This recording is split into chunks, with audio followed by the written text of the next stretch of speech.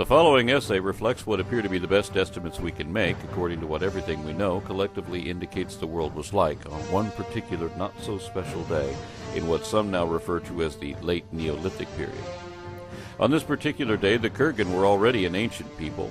They were a Proto-Indo-European culture, a link between the Dravidians, the Aryans, and the barbarians of Europe. They are said to be among the first people to domesticate the horse. On this day, they live in several fortified towns in the steppes of what would later become Russia. Some of these towns had hundreds of stone houses dug into the hillsides in defensible locations. There they protect themselves and their animals from the elements and from invaders, should anyone be fool enough to attack such a place. For they are themselves invaders and will one day expand their territories as far west as Ireland. On this same day, people already in Ireland were building great megalithic tombs which now populate the Irish countryside. They also constructed cliffside fortresses, and they had brewers serving beer. Even in the new Stone Age, beer and wine were already commercially available in most of the known world. This was also the time when those who would become Druids began to devise plans for even bigger, more impressive structures.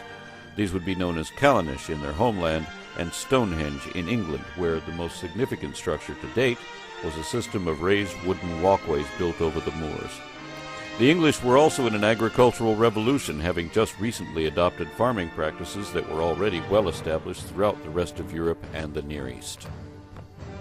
By this time, modern men had already been living in Europe for tens of thousands of years, ever since those known as Cro-Magnon replaced the Neanderthals. Now they themselves have also been replaced, being divided and absorbed into the new cultures of the area. But they left their ancient wooden huts behind for archaeologists to find, as well as all their monuments and their wonderful cave paintings rendered so very long before. The great bears and other terrible beasts have all been driven off or killed in the dozens of centuries since. Times have changed dramatically in the last few thousand years. The cold summers, long forgotten, most of these people now live in a relatively comfortable existence with little or no state government and answering only to lesser deities and one goddess usually considered to be the mother of the earth. Life in Europe is very different now. It's more secure and centered around farming, where the height of technology at the moment are hand plows crafted in hard wood. And on this day there are people everywhere. Some still living in caves in Italy and in Greece, but not living like cavemen, since they're already farming and making beautiful ceramics and already developing unique, colorful societies. By this time there were also longhouses and lodges erected from Poland through Scandinavia and the British Isles. There are even religious temples like this mysterious and already ancient underground necropolis discovered on the island of Malta.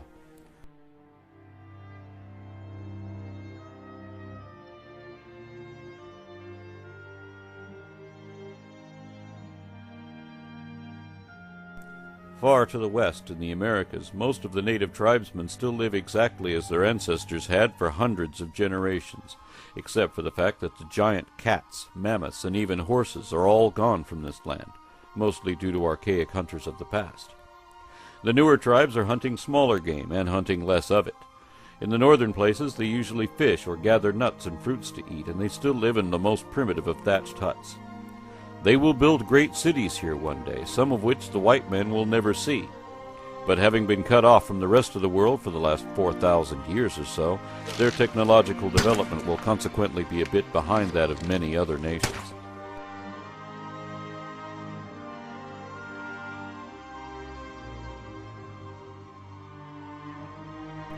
In the southern climes, a more advanced culture is arising. In Mexico, for example, already accomplished farmers have bred a new species of maize, corn, which will be a staple thousands of years into the future.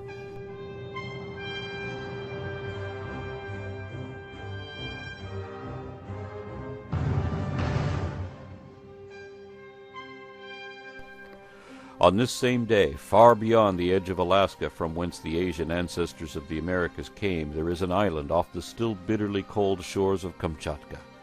And on this island are the very last survivors of what were once man's favorite prey, the magnificent woolly mammoths. Trapped here since sea levels rose at the end of the last epoch, they would remain isolated and undiscovered by anyone until finally slipping into extinction here too, around the time that our current calendar was adopted in Rome.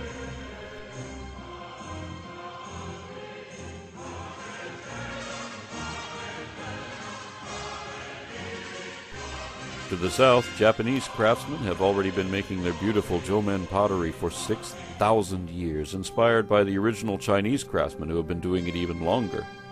These cultures are closely related to the ancestors of the American tribesmen, but the ways of the Old World have exceeded those of the New, largely because of the early adoption of agriculture and, of course, international trade.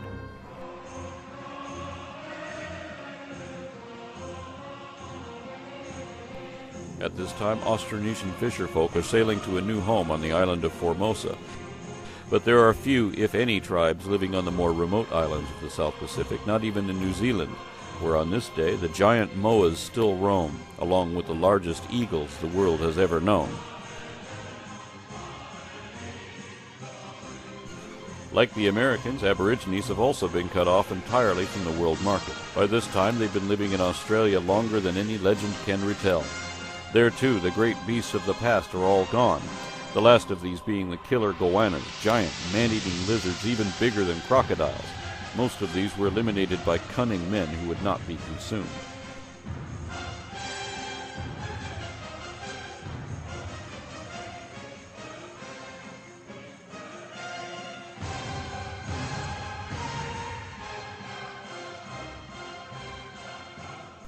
The Pithecanthropus people of southern Asia were completely forgotten ages ago, either driven to extinction or absorbed into a new and rapidly growing family of men. Other races, like the island hobbits of Indonesia, may be gone by now too, and are perhaps only barely remembered in a dwindling few legends. India's legends, however, will stand the tests of time. On this day, the Aryan and Hindu cultures are still very closely related, sharing much of their language and tradition. Their writing at this point has been limited to pictographs and petroglyphs, something they've been doing for many centuries. But now they're also composing and rehearsing the first drafts of the legendary oral traditions that will be forever known as the Rig Veda, the foundation of Hinduism, the world's oldest extant religion.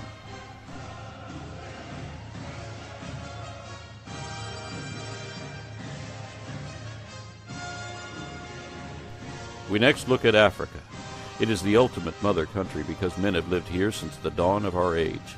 The very first concepts of mathematics, art, and geometry all originated here more than 60,000 years earlier and 20,000 years before any foreign art of this kind appeared anywhere else. But on this day, there are well-established villages and towns of many different ancient cultures, some of whom are already using multi-oared barges to ship their goods to market in the town of Nakada, where there is an official form of government. There, men are ruled not by tribal chieftains, but by kings.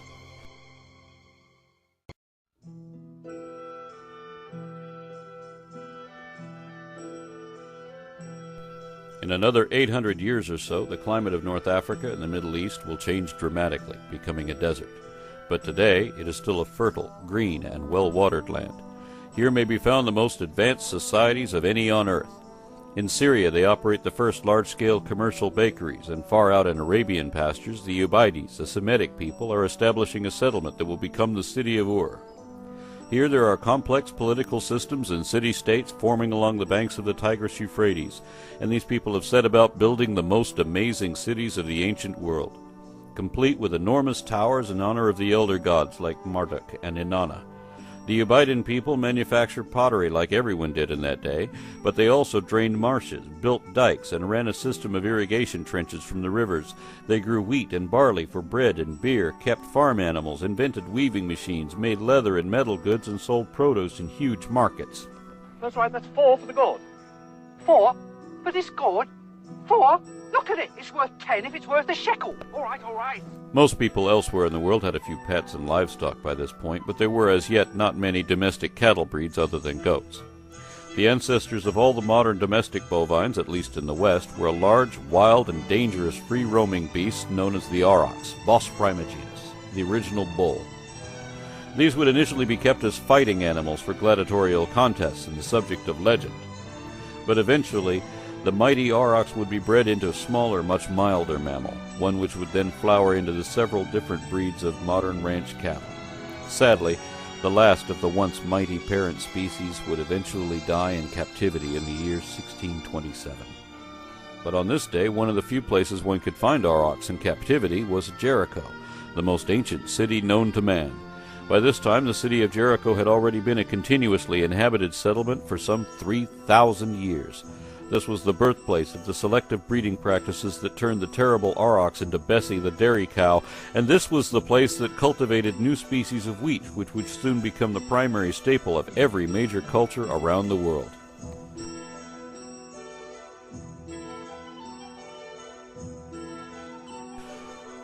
To each of these societies thriving around the globe so long ago, the world of their grandfathers' grandfathers was already ancient, just as Ecclesiastes described it to be. And on this particular day, Sunday, October 23rd, 4004 BC, no one alive would have believed that this was the first day, or that the earth had just been created that morning.